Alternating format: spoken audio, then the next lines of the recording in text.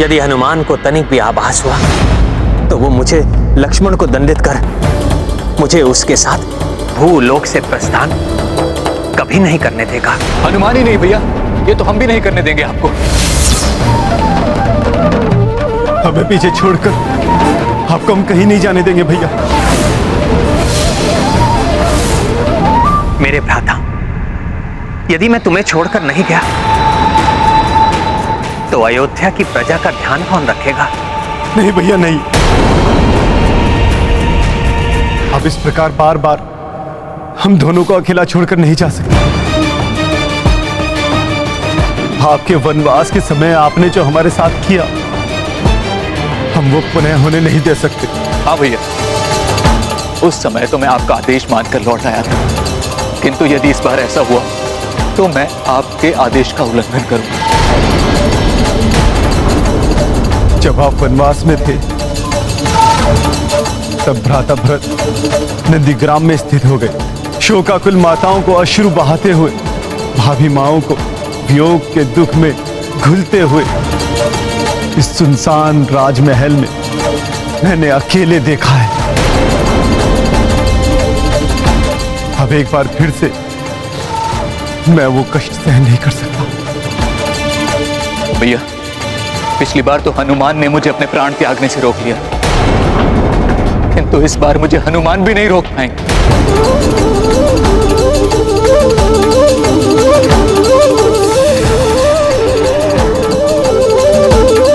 भैया, इस बार हनुमान जी भरत भैया को तो क्या, मुझे भी नहीं रोक पाएंगे।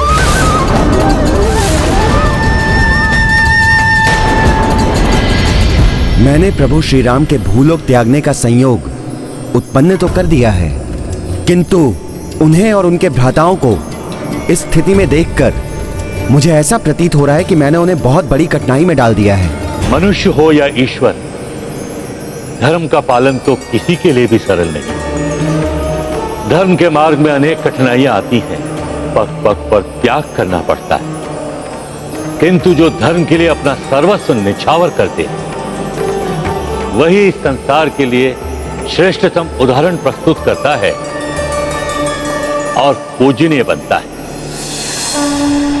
ऋषिवर दुर्वासा को सकुशल उनके आश्रम पहुंचाकर मैंने प्रभु का कार्य तो कर दिया, फिर भी मेरा मन इतना अशांत क्यों है? क्या उसका संबंध ऋषि दुर्वासा के द्वारा कहे गए वचनों से तो नहीं?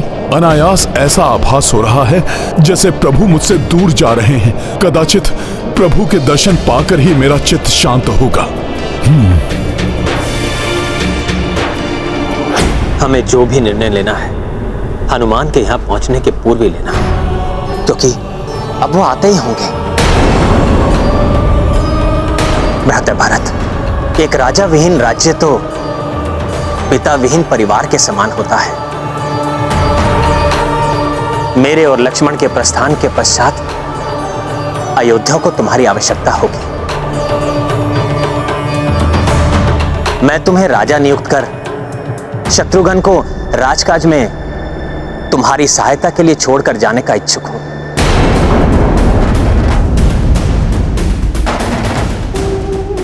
भैया, कृपया ऐसा ना करें। आप जो भी निर्णय ले हमें अपने साथ रखें। आपके बिना तो प्राण विहीन हो जाएंगे भैया, हम राजधर्म नहीं निभा सकेंगे। अब आप ही बताइए भैया, प्राण विहीन होकर जब हम एक दूसरे का ध्यान रखने में अक्षम रहेंगे तो राज्य का कार्यभार कैसे संभाल पाएंगे? इससे उत्तम तो यही होगा भैया कि आपकी आज्ञा ना मानने के दंड स्वरूप लक्ष्मण के समान हम दोनों को भी मृत्यु दंड दे दीजिए।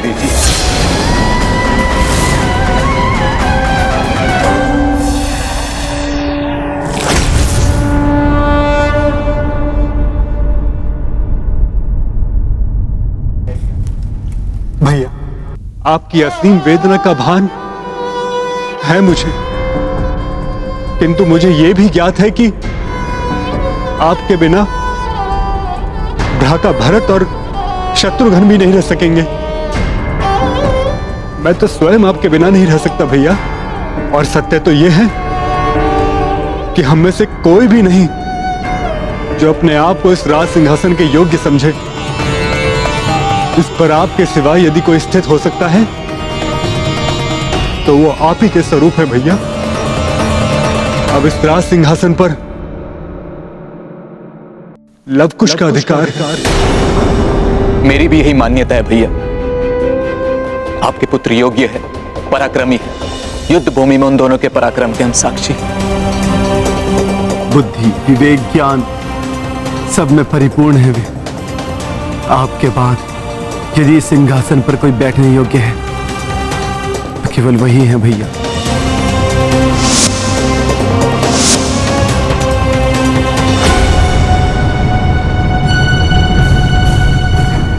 नारायण नारायण। प्रभु और उनके भ्राता तो विचार विमर्श में खोए हैं। समय बीतता जा रहा है, कहीं इस बीच हनुमान लौटकर उनकी वार्तालाप ना सुन ले, उन्हें ज्ञात ना हो जाए कि निकट भविष्य में क्या होने वाला है। अन्यथा वही होगा जिसका भय हमें नहीं, स्वयं प्रभु श्री राम को भी था। देवर्षि नारद, हनुमान को जितना मैं समझता हूँ उसके अनुसार तो प्रभु के भूलोक त्यागने का विचार सुनकर वो प्रभु प्रेम में बह जाएंगे और ऋषि दुर्वासा की बात तो क्या, वो सब कुछ भुला बैठेंगे। क्योंकि जब वो गंधर्वों से युद्ध कर रहे थे और यमराज ने ब्रह्मदेव का संदेश प्रभु श्री राम तक पहुंचाया था, तब उनके आभास मात्र से ही हनुमान की क्या स्थिति हुई थी, वो हम सब में से किसी से छिपी नहीं है। अब जब हम सब ने निश्चय कर ही लिया है तो हमें लवकुश के राज्य अभिषेक की तैयारी करनी चाहिए। लवकुश को ही अयोध्या का आधा आधा राज्य सौंपकर हम चारों भ्राता एक साथ सरयू के पावन जल में जल समाधि लेंगे।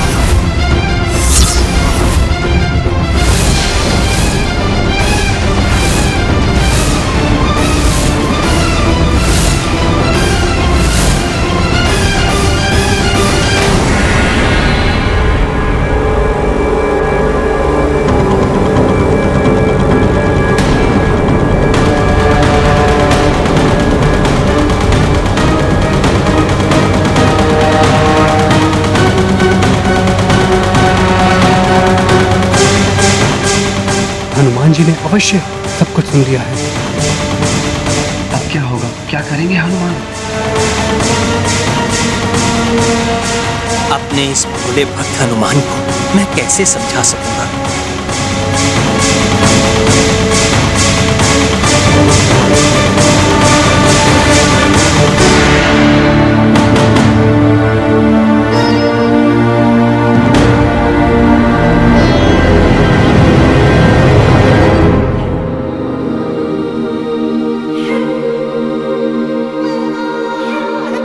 प्रभु, मैं ऋषि दुर्वासा जी को उनके आश्रम छोड़कर आ गया।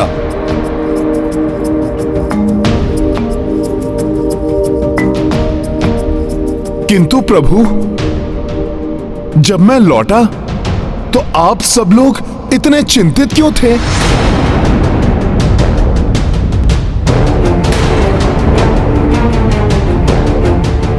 प्रभु, ऐसी कौन सी चिंता है जिसके निवारण के लिए आप सभी यहां इतनी गंभीरता से विचार विमर्श कर रहे थे?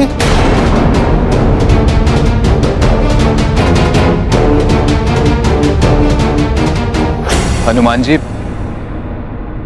हम तो बस लवकुश के भविष्य के बारे में बातें कर रहे थे। जिनके भविष्य के विषय में हम निर्णय ले रहे हैं, बहुत समय से उनके दर्शन नहीं हुए। हनुमान जी, क्या आप उन्हें यहां ढूंढ के ला सकते हैं? हाँ लक्ष्मण भैया, उन दोनों के साथ तो मुझे भी बहुत आनंद आता है। लक्ष्मण भैया, मैं अभी गया और उन दोनों को लेकर अभी आया।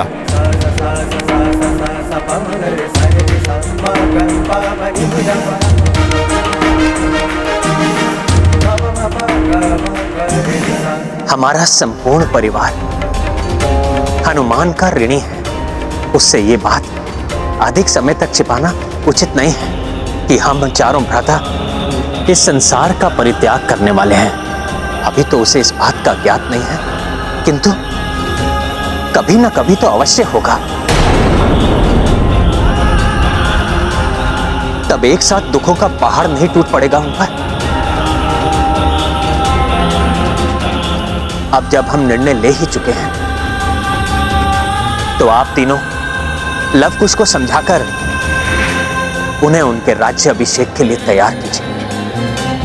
मैं हनुमान को बताने का, उसे समझाने का प्रयास करूंगा, जिससे वो धैर्यपूर्वक मेरा जाना स्वीकार कर सके। यह संभव कार्य केवल एक ही स्थान पर संभव हो सकता है। मैं हनुमान को वहीं लेकर जाऊंगा।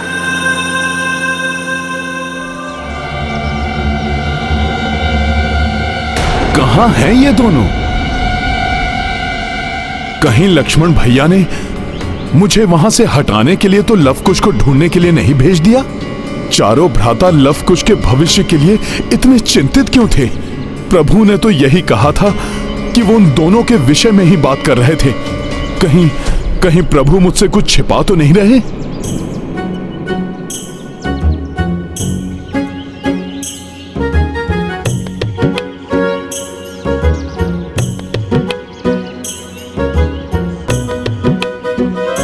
यहां मेरा पीछा कौन कर रहा है? अवश्य ये तो लवकुश ही हैं।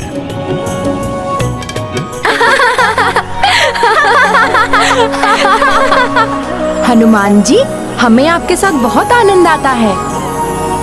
आप हमारा साथ कभी मत छोड़िएगा। मैं वचन देता हूं, कभी भी तुम दोनों को छोड़कर कहीं नहीं जाऊंगा। किंतु अभी तुम दोनों को प्रभु श्री राम ने बुलाया है। शीघ्र चलो मेरे साथ। पिताश्री ने बुलाया है? किंतु क्यों? कोई विशेष कारण है क्या हनुमान जी? मुझे तो मात्र इतना ही ज्ञात है कि तुम दोनों के भविष्य के बारे में प्रभु कुछ बताना चाहते हैं। चलो चलो राजभवन चलो। जी हनुमान जी। पिताश्री!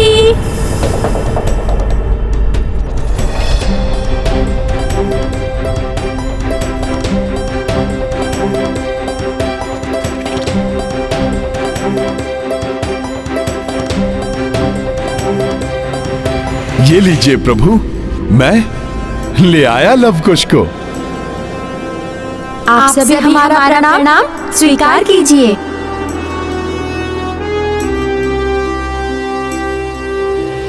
पिताश्री, बताइए, आपने हमें किस लिए बुलाया है? किसी शत्रु को पराजित करना है क्या? हम युद्ध के लिए तैयार हैं। आज्ञा दीजिए।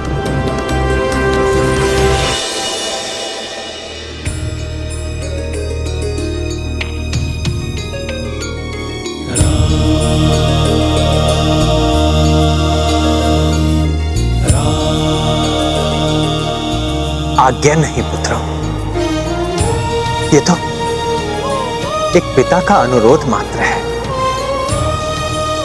मुझे आशा है कि तुम मेरी बात समझोगे, उसे टालोगे नहीं।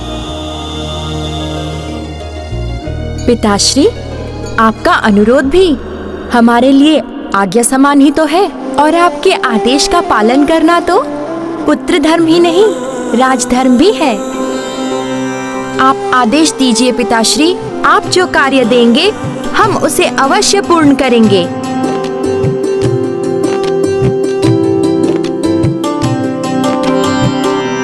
ये तुम्हें तुम्हारे काकाश्री बताएंगे पुत्रों।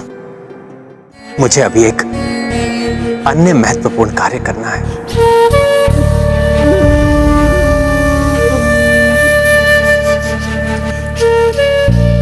हनुमान, मुझे अभी अभी आभास हुआ है कि मुझे गोदावरी एवं फेना नदी के संगम पर स्थित वृषकपि तीर्थ के दर्शन करने के लिए जाना चाहिए। क्या आप मुझे वहां ले जा सकते हैं? प्रभु, आपके आदेश का पालन करना तो मेरा सौभाग्य होगा। तब हमें अभी प्रस्थान करना चाहिए। जो आज्ञा प्रभु।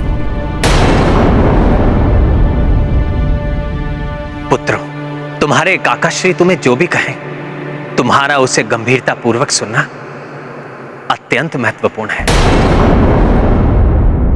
प्रभु श्री राम ने हनुमान को बताने के लिए उचित स्थान चुना है। वृषकापि तीर्थ जाकर कदाचित हनुमान अपने अस्तित्व का गूढ़ रहस्य भली भांति समझ सके।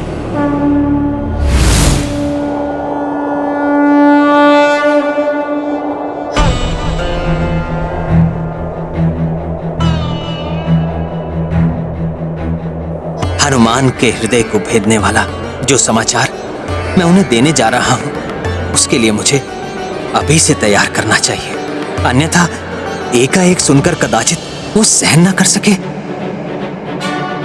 किंतु मैं बताना प्रारंभ भी करूं तो कैसे?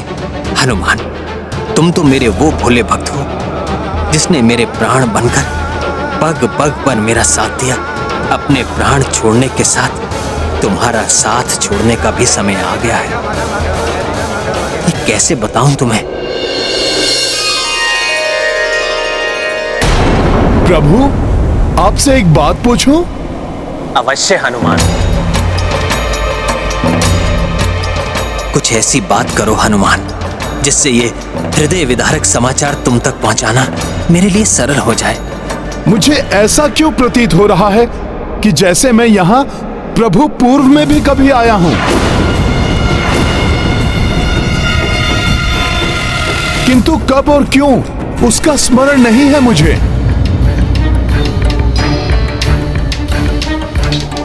इन दोनों महान नदियों गोदावरी और फेना के इस अद्भुत संगम को देखकर मुझे ऐसा आभास हो रहा है जैसे उस घटना का आज की हमारी इस यात्रा से बहुत गहरा संबंध हो। प्रभु,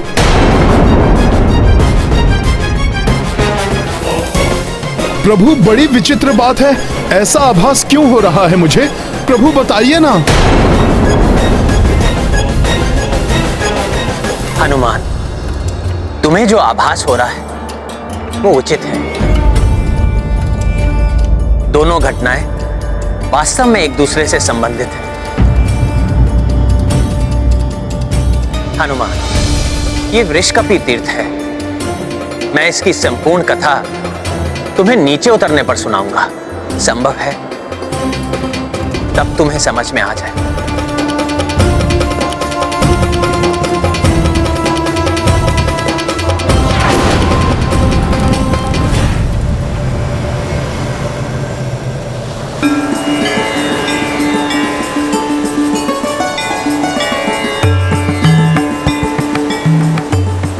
हनुमान, जैसा तुम्हें ज्ञात है, ये गोदावरी एवं फेना नदियों का पावन संगम है।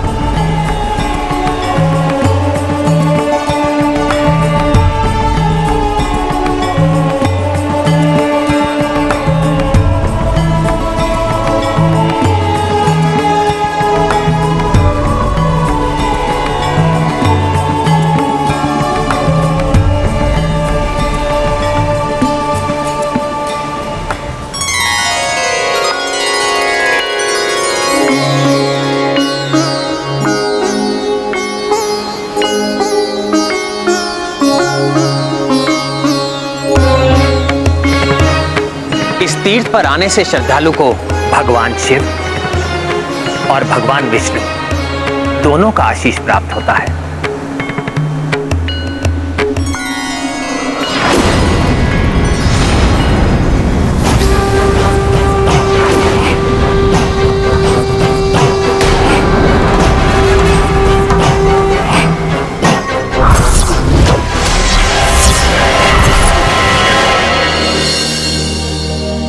ये है रामायण राम रामचंद्र गुण धाम की सब सुधि जन करिए कथा। भगवान शिव और भगवान विष्णु दोनों का आशीष प्राप्त होता है।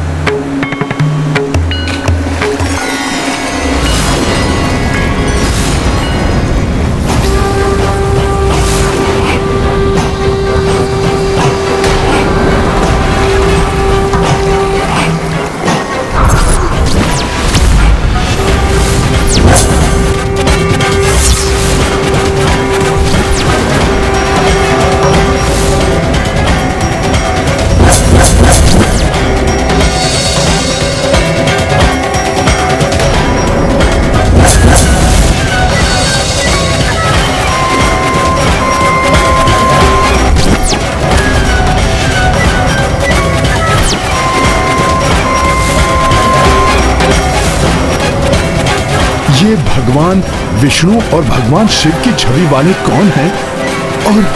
और ये मेरे समान क्यों दिखाई दे रहे हैं?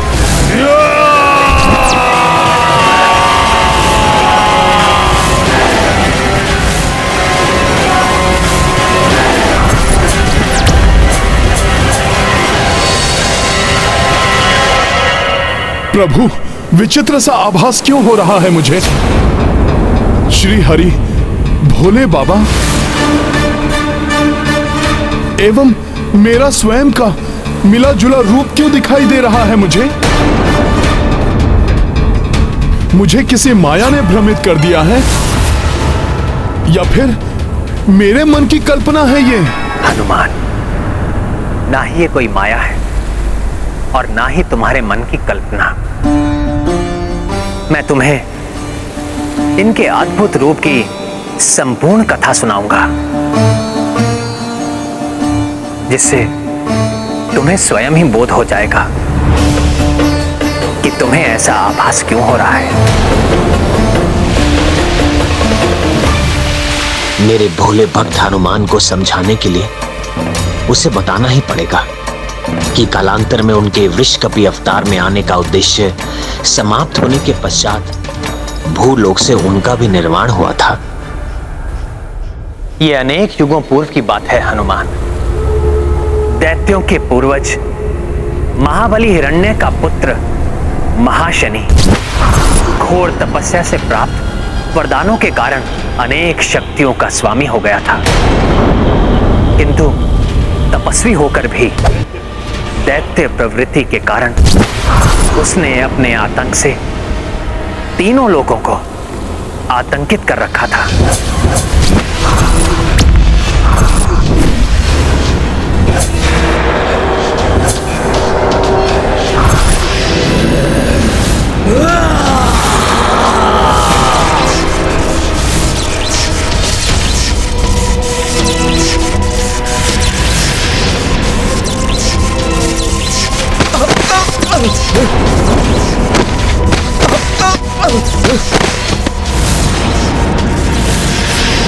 मेरी सेना का अंत कर दिया दैत्यराज महाशनि।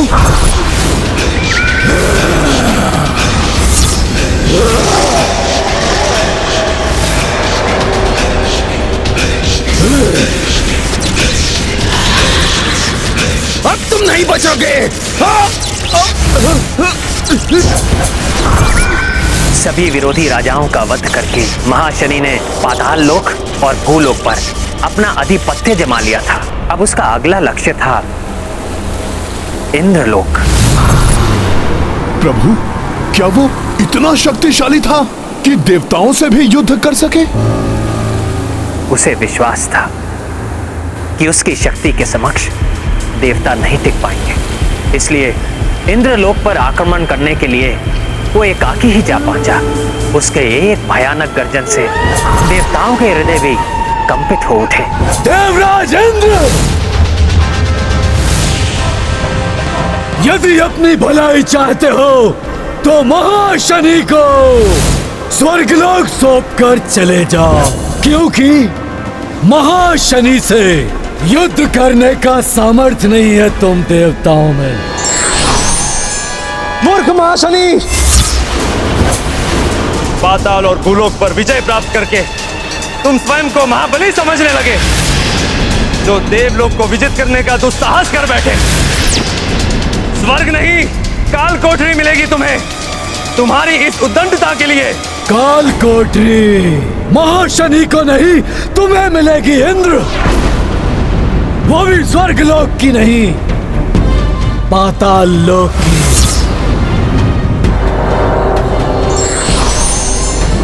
अच्छा है जो तुम सब भी आ गए देवों।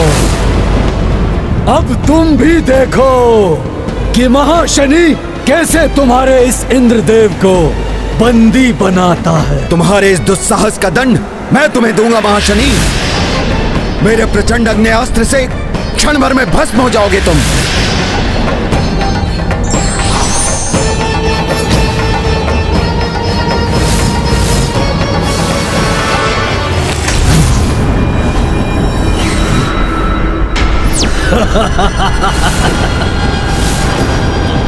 अग्निदेव, तुम्हारा अग्नेयास्त्र मेरा कोई अहित नहीं कर सकता।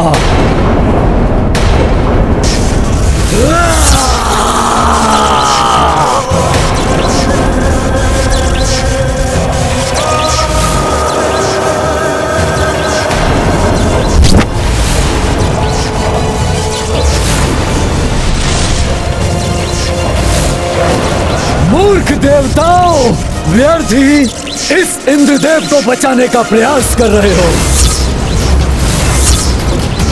इन्हें तो मैं बंदी बनाऊंगा ही, किंतु अब तुम सबको भी मैं बंदी बनाऊंगा।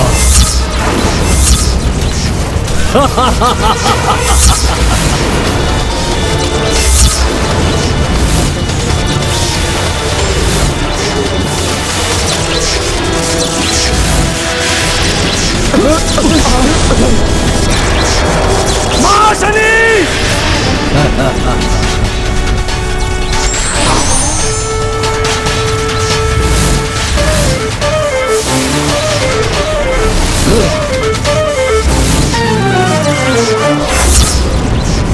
तुम्हारा वज्र भी विफल हो गया इंद्रदेव।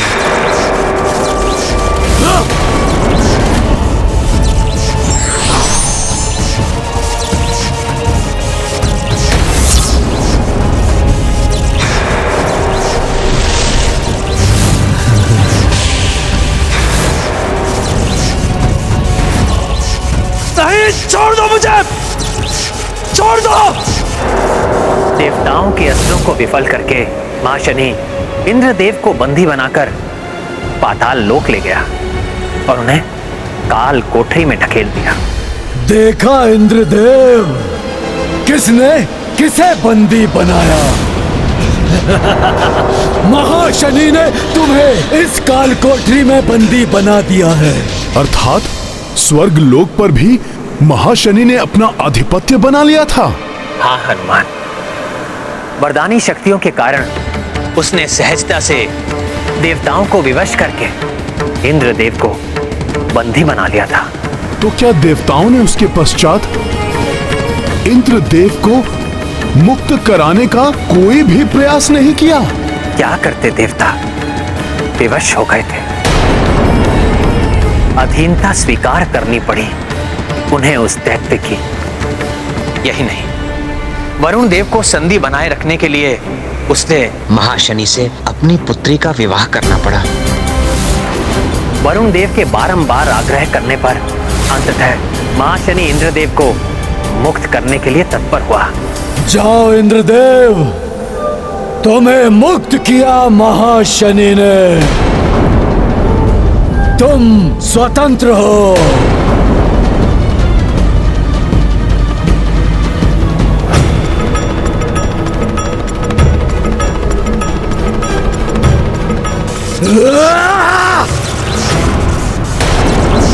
सुनो देवराज इंद्र, तुम्हें मुक्त किया है मैंने, स्वर्ग को नहीं।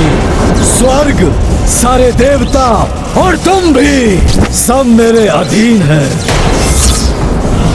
और हाँ, कोई भी छल या कपट करने से पूर्व स्मरण रखना कि ये मेरी प्रचंड जटाएं केवल केश नहीं है, ये यमपाश है जो तुम्हारी ग्रीवा के लिए मृत्यु फांस है, तो अन्य देवताओं के लिए तीक्ष्ण खड़ग।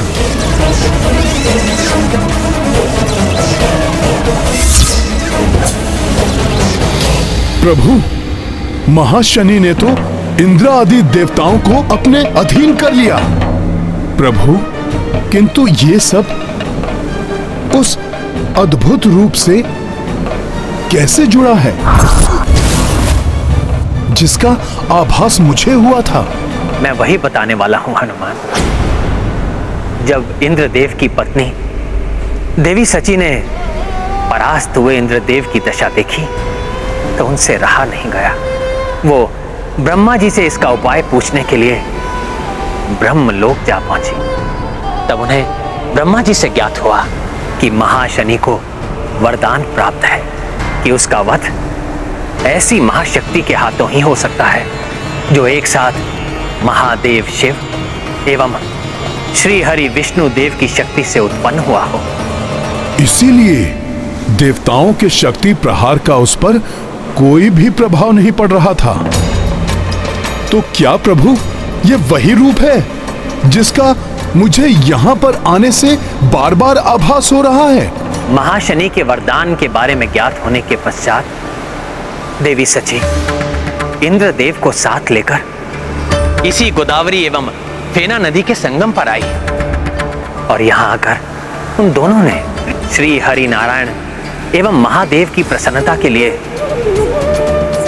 घोर तप किया।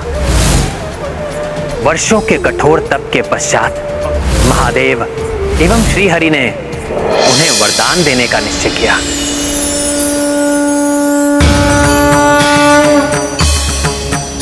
प्रणाम महादेव। प्रणाम श्री हरि। प्रणाम श्री हरि। इंद्रदेव, देवी शची, आपके कठोर तप से हम प्रसन्न हुए। अतः आप दोनों तपस्या का फल प्राप्त करने के लिए अधिकारी हो गए हैं। कहिए, क्या वरदान चाहिए आपको? दुष्ट दैत्यराज महाशनि का अंत और उसकी मृत्यु से स्वर्ग आदि तीनों लोकों में शांति। तथास्तु।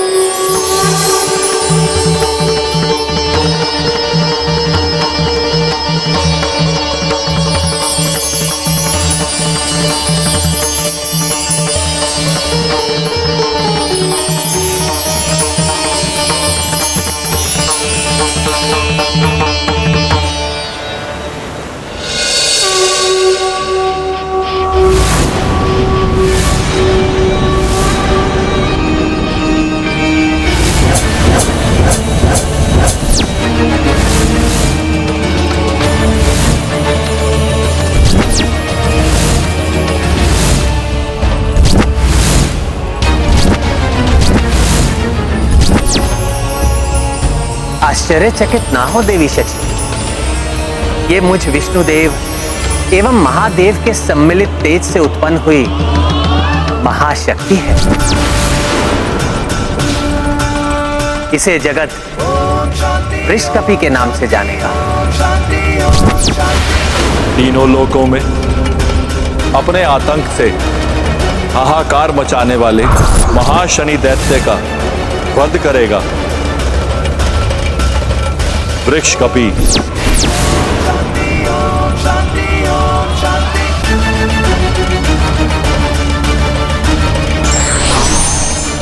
हे मां बलशाली वृषकपि, दुष्ट दैत्यराज महाशनि का अंत करके हम सब पर उपकार कीजिए एवं तीनों लोग को उनके आतंक से मुक्ति दिलाई।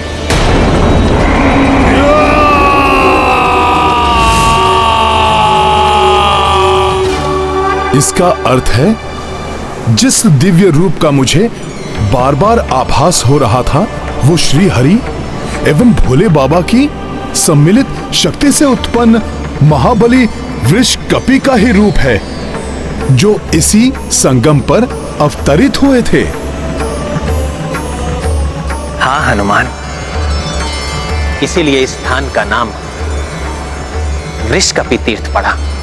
किंतु प्रभु, फिर वृषकपि ने दैत्य महाशनि का अंत कैसे किया?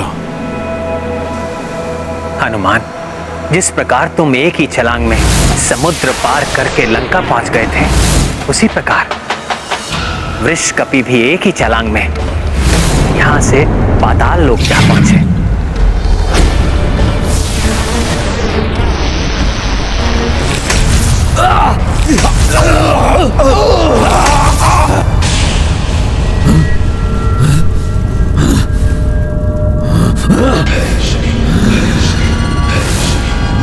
पाताल लोक में ये भूकंपन, ये धरती का फटना, किसने किया होगा ये दुस्साहस? महाशनि!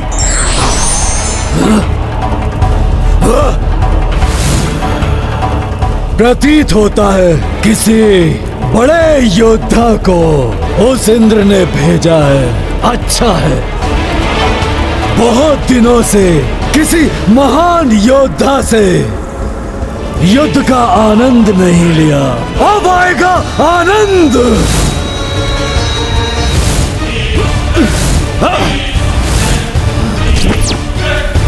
तुम जो भी हो, तुम्हारी मृत्यु तुम्हें यहां खींच लाई है।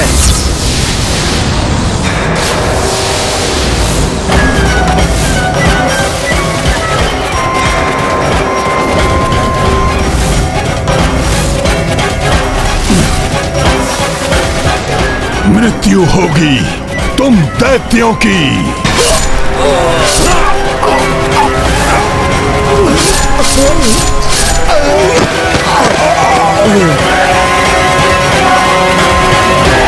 महाशनि नहीं है इनमें।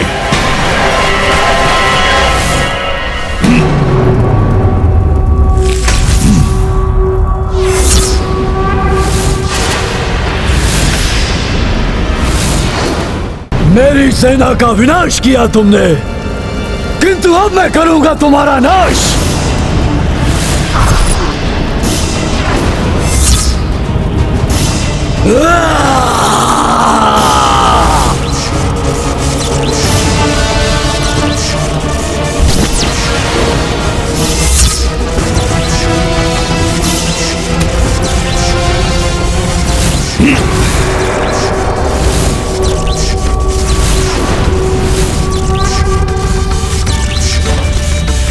महाशनि, नाश तो होगा तुम्हारा,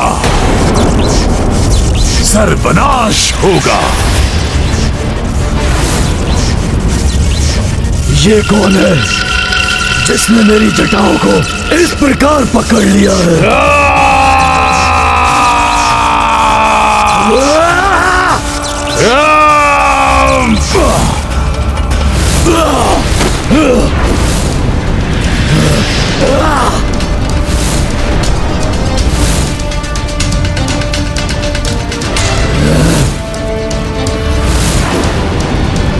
नहीं, नहीं, ऐसा नहीं हो सकता। मैं तुम्हें जीवित नहीं छोड़ूंगा।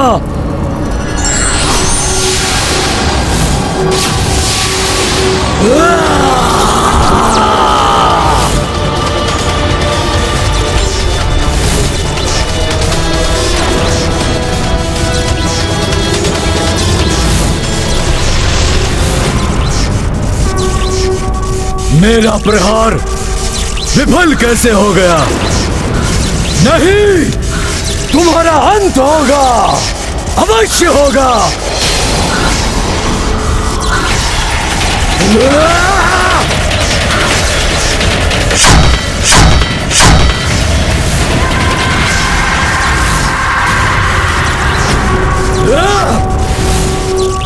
मेरी इन प्रचंड जटाओं को छोड़ दो।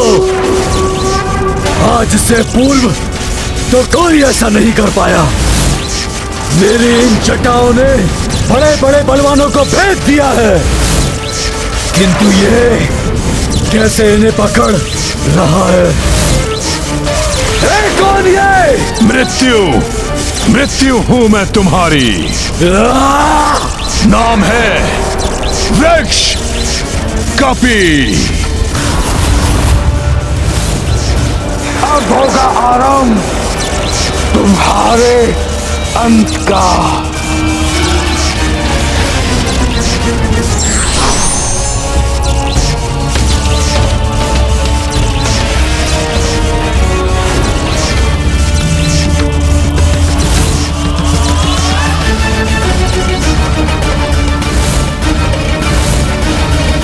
नहीं,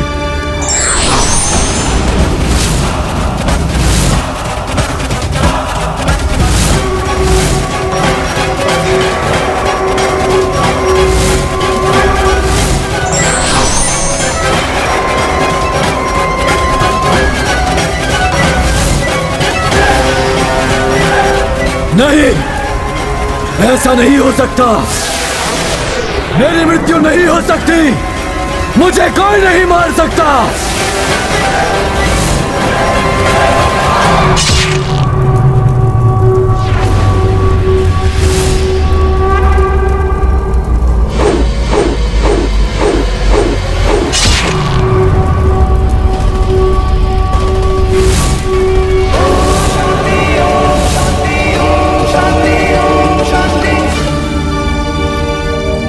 ये है रामायण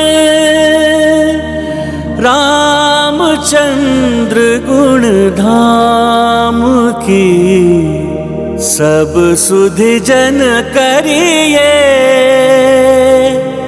कथा श्रवण। महाशनि का वध किया, समस्त देवता वहां एकत्रित हो गए। उन्होंने वृषकपि को धन्यवाद दिया। प्रभु, न जाने क्यों मुझे बार बार ऐसा आभास हो रहा था कि वृषकपि के स्थान पर मैं ही हूं। प्रभु, क्या रहस्य है ये? मेरा उन दिव्य शक्ति वृषकपि से क्या संबंध है? वृषकपि से तुम्हारा संबंध ही नहीं हनुमान, अपितु वो दिव्य शक्ति वृषकपि तुम ही थे।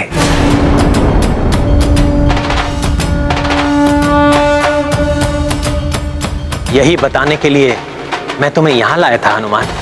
उस युग विशेष में तुम्हारा अवतार मात्र दैत्यराज महाशनि का वध करने के लिए ही हुआ था। उसके वध के पश्चात तुम्हारे अवतार लेने का उद्देश्य पूर्ण हो गया था, अतः तुम वापस लौट गए थे। उसी प्रकार इस युग में मेरे जन्म लेने का उद्देश्य पूर्ण हो गया है।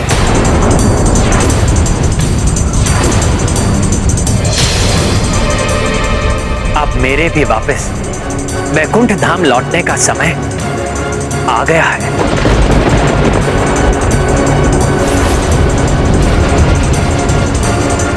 प्रभु के विछोह की कल्पना ही हनुमान के लिए घोर कष्टदायी है।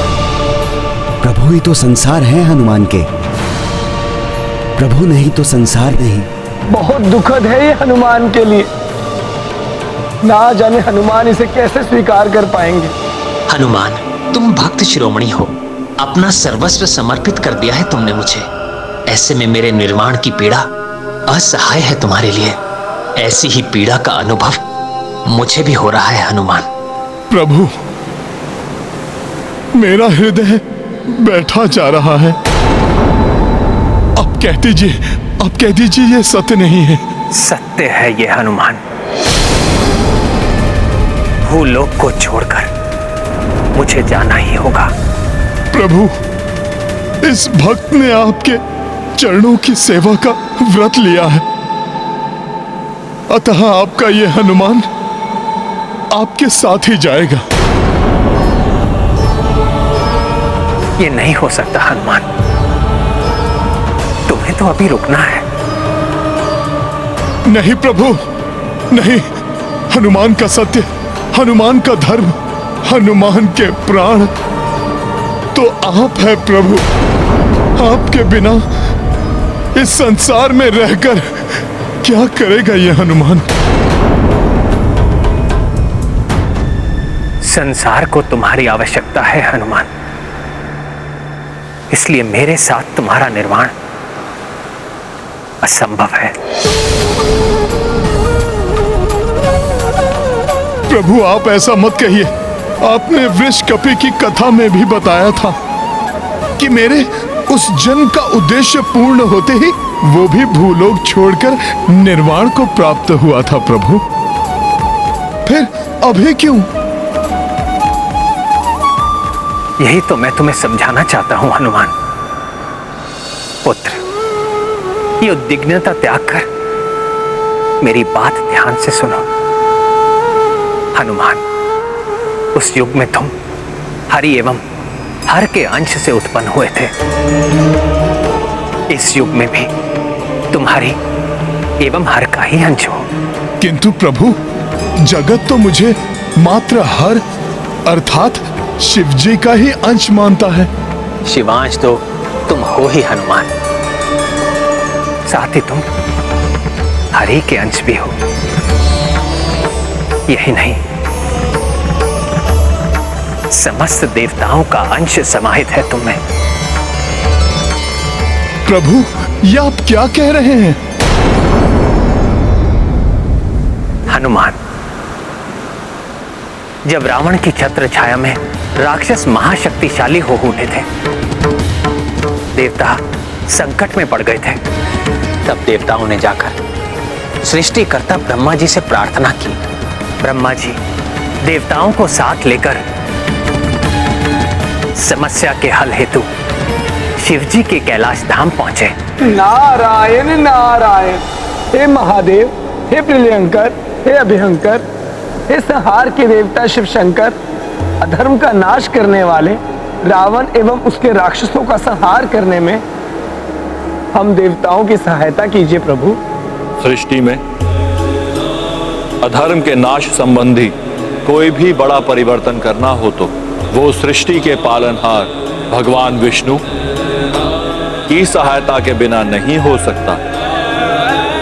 और भगवान विष्णु इस समय अपने अंशा अवतार के रूप में स्वयं ही पृथ्वी पर उपस्थित हैं। पृथ्वी पर भगवान विष्णु के अंश अवतार? हाँ बृहस्पति जी, दिव्य भ्राता युगल नर नारायण भगवान विष्णु के ही अंश अवतार हैं, जो पृथ्वी पर धर्म एवं सदाचरण के स्थापना हेतु कार्यरत हैं।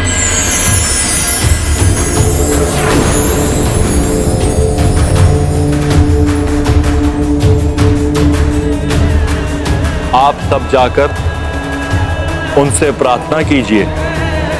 मुझे विश्वास है कि वे अवश्य ही आपकी समस्या का समाधान करेंगे।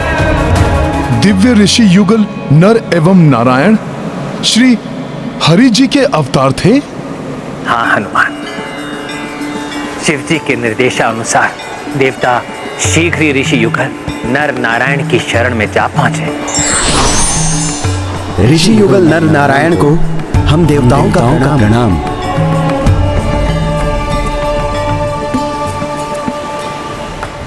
हे तेजस्वी ऋषिवरों, रावण और उसके राक्षस यज्ञ आदि का विध्वंस करके धर्म का नाश कर रहे हैं, अधर्म का साम्राज्य फैला रहे हैं। वो धर्म की रक्षा हेतु उनका संहार करना आवश्यक है। ऋषिवरों, कृपया हमारी सहायता कीजिए।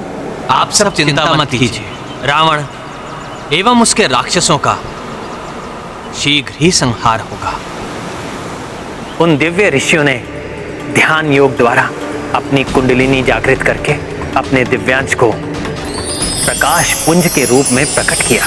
देखते ही देखते उस तेज पुंज में ब्रह्मा जी सहित समस्त देवताओं का अंश भी समाहित हो गया। और तब ऋषि नर नारायण के तेज के रूप में विष्णु देव का अंश ब्रह्मा जी एवं अन्य देवताओं के अंश से पुष्ट होकर शिवजी के कैलाश धाम की ओर प्रस्थान कर गया। और तब समस्त देवताओं के तेज से संपन्न ये ऊर्जा पुंज जाकर शिवजी से उत्सर्जित ऊर्जा पुंज में समाहित हो गया। तत्पश्चात उसे वायुदेव ने ले जाकर महाराज केसरी एवं माता अंजना को प्रदान किया था, जिससे तुम्हारा जन्म हुआ था हनुमान। हरिहर एवं अन्य देवताओं के अंश से जन्मे हनुमान का उद्देश्य अभी पूर्ण नहीं हुआ है। प्रभु, आप मुझे देवांश कहें या जगत मुझे रुद्रांश समझे, किंतु सत्य तो ये है कि मैं मात्र आपका भक्त हूं, आपका तुच्छ सेवक हूं प्रभु। आपकी सेवा के अतिरिक्त कोई भी अन्य उद्देश्य नहीं है मेरे जीवन का प्रभु।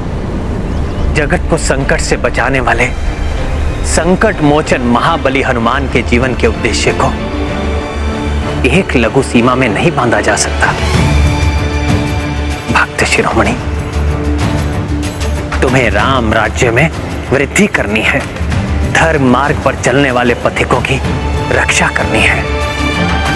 आने वाले युगों में राम नाम के अस्तित्व को बनाए रखना है तुम्हें। ये आप क्या कह रहे हैं प्रभु? कब तक मैं ये सब करता रहूंगा आपके बिना? मेरे बिना नहीं हनुमान, मेरे नाम मेरी कथा के रूप में मैं स्वयं तुम्हारे साथ रहूंगा। और जब कलयुग में अधर्म पुनः धर्म को कुचलने का प्रयास करेगा, तब धर्म की रक्षा हेतु धर्म के अनुयायियों की सहायता के लिए तुम्हारी भक्ति की शक्ति ही एकमात्र सहारा होगी। प्रभु, हनुमान का सहारा तो मात्र आप हैं। मेरा अस्तित्व, मेरी पहचान आपकी भक्ति, आपकी सेवा ही है प्रभु। उसके बिना तो मैं मात्र एक साधारण सा वानर ही हूं। आप हैं तो युग युगांतर तक मैं हूं। यदि आप नहीं तो मैं भी नहीं हूं प्रभु।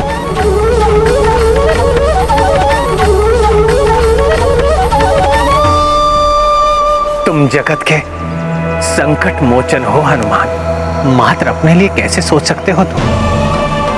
संसार को संकट से बचाना ही तुम्हारे जीवन का उद्देश्य है हनुमान। प्रभु, मेरे जीवन का उद्देश्य आपकी भक्ति है प्रभु। आप ही मेरा संसार है। परंतु हनुमान, मेरे अवतार के अंत का समय आ गया है, तुम्हारे अंत का नहीं। प्रभु, मेरा समय, मेरी श्वासें तो मात्र आपकी भक्ति से ही चलती हैं। प्रभु श्री राम नहीं तो हनुमान भी नहीं। ये गाथा महाबली हनुमत की, रुचिकर लीला राम भगत की। जय जय जय रघुनंदन राम, जय जय जय महाबली हनुमान। सबहु तथ श्री राम सुनाए, किंतु कपीश समझ नहीं पाए। हनुमत केवल भक्ति को जाने, सम्मुख जिसके राम भी हारे। गाथा महाबली हनुमत की, रुचिकर लीला राम भगत की। जय जय जय रघुनंदन राम, जय जय जय महाबली हनुमान। हनुमान, अपने प्रभु के प्रति तुम्हारे समर्पण ने मेरे हृदय को द्रवित कर दिया है हनुमान। उचित होगा अब हम संध्या वंदन करके यहां से प्रस्थान करें। अयोध्या में सभी हमारी प्रतीक्षा कर रहे होंगे।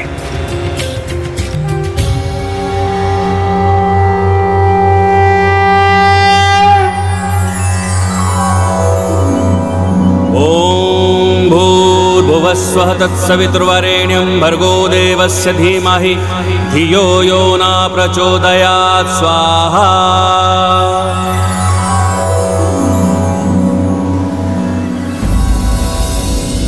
प्रभु, मेरा हृदय अभी भी आशंकित है। कहीं आप मुझे बिना बताए तो नहीं चले जाएंगे ना? हनुमान, मैं वचन देता हूं, तुमसे मिले बिना नहीं जाऊंगा। किंतु अभी तो हमें अयोध्या के लिए प्रस्थान करना है। उचित है प्रभु, उचित है।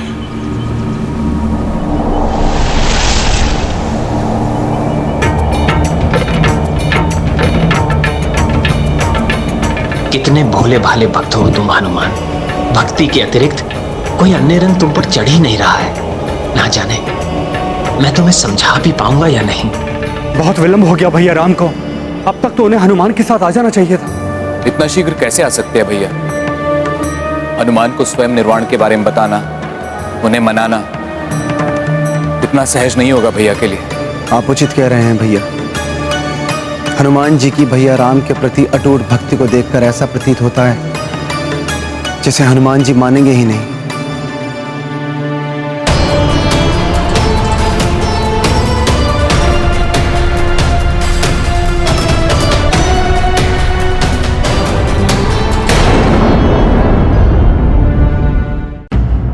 प्रणाम भैया, प्रणाम। प्रभु, अब आप विश्राम कर लीजिए, आप क्लांत हो गए होंगे।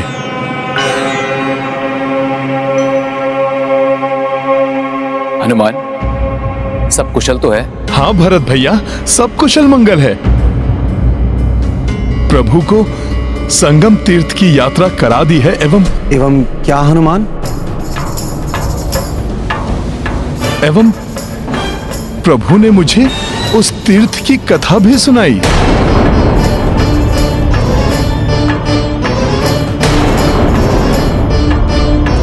प्रभु को भूख लगी होगी, मैं प्रभु के लिए जलपान लेकर आता हूं।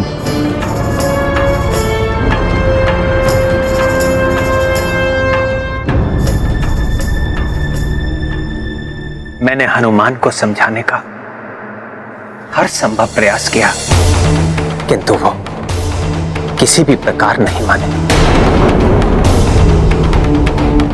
हनुमान आपके सर्वसमर्पित भक्त हैं भैया, अतः उनके लिए सब कुछ जानना अति आवश्यक भी है।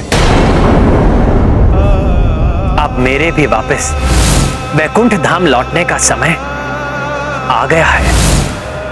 हरिहर एवं अन्य देवताओं के अंश से जन्मे हनुमान का उद्देश्य अभी पूर्ण नहीं हुआ है। हनुमान भीतर ही भीतर बहुत व्यथित है लक्ष्मण, बहुत भोले हैं वो। उनके नेत्रों से छलकती व्यथा को देखकर मैं उन्हें कठोरता से कुछ कह ही नहीं पाया। फिर भी मैंने उन्हें अपने प्राण के विषय में संकेत तो दे दिया।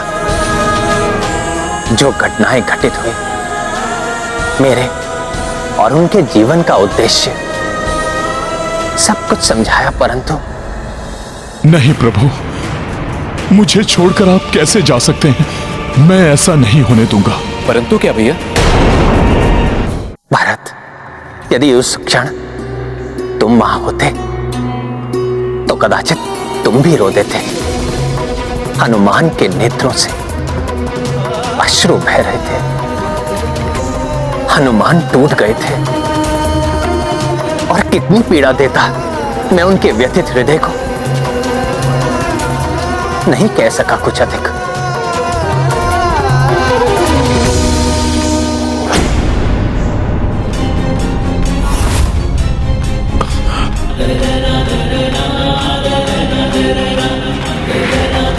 हे विधाता, कैसा भाग्य लेखा है ये। क्या दोष है इन नन्हे बालकों का? पहले माता इन्हें छोड़कर गई और अब नहीं नहीं नहीं नहीं नहीं। हनुमान, संभलना होगा तुम्हें। यदि इन बालकों ने यह अश्रु देख लिया तो कारण पूछ बैठेंगे। अपने पिता की भांति ये भी तुमसे बहुत स्नेह करते हैं। इन्होंने पूछ लिया तो क्या उत्तर दूंगा मैं? यदि इन्हें प्रभु के प्रस्थान की भनक भी लग गई तो इनके हृदय तो पूरी तरह से बिखर कर रह जाएंगे। क्या मैं तो शांत हूं, फिर भी सुबकने की ध्वनि सुनाई दे रही है?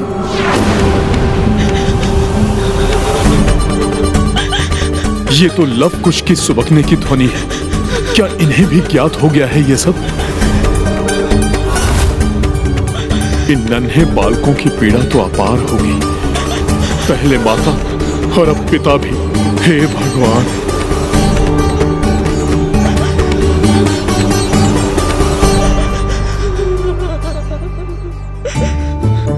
लव कुश, क्यों रो रहे हो आप दोनों?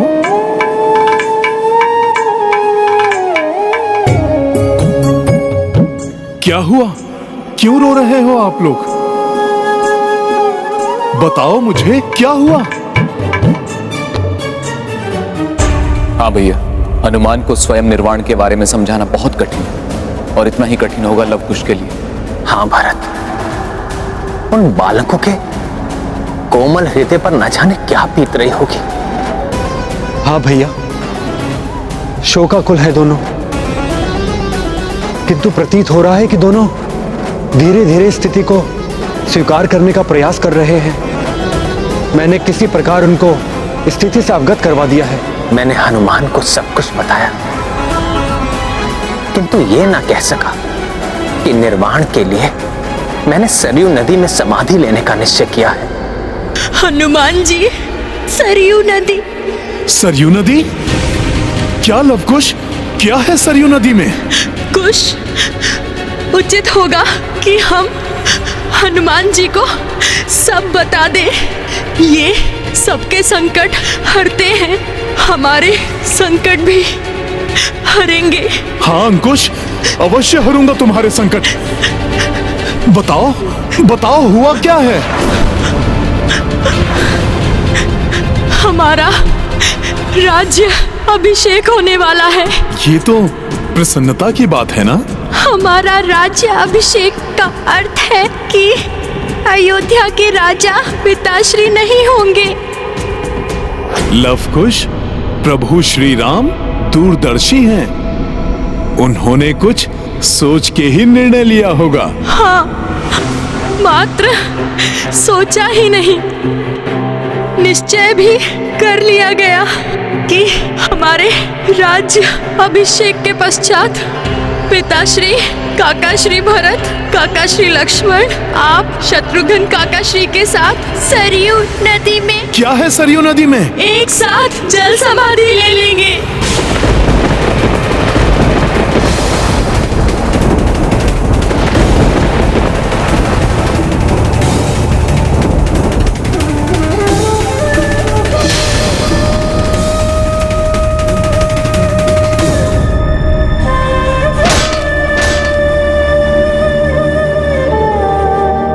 ये है रामायण, रामचंद्र गुण धाम की, सब सुधि जन करिए